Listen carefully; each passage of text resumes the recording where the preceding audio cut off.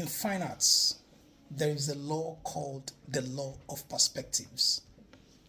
The law states that the closer you are to an object, the bolder and the clearer the object is to you in your field of view. It said the farther you are to this object, the smaller the object is, and it becomes blurrer to you within your field of view. What does this mean?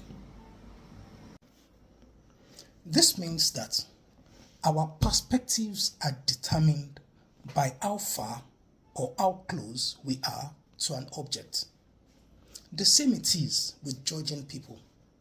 Most of the time, we judge people from a distance, and then we miss out of the point about them.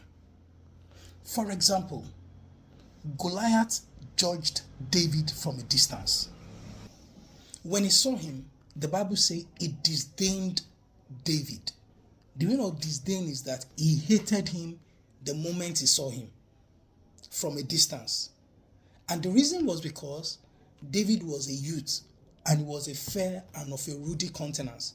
So he concluded that this was mommy's boy. And for that reason, he hated him. You can see how people jump into conclusions without having a first-hand knowledge of them. It was this same David that killed him and beheaded him because he was not prepared for this person, only because he had an impression, a false impression about him. You should not make hasty conclusions about people. Imagine seeing a quiet, reserved colleague at work.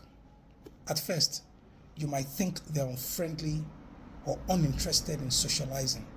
But over time, as you interact more with them, you only discover that they're just shy people. And once they are comfortable with you, they open up and they become one of the most supportive people around. If you had judged them too quickly, you would have missed out of a meaningful connection with them. Therefore, it is important to give people a moment to prove themselves. Initial judgments are often based on limited information. Give people a second chance. Give them a second chance. And let us avoid making hasty generalizations and conclusions about them.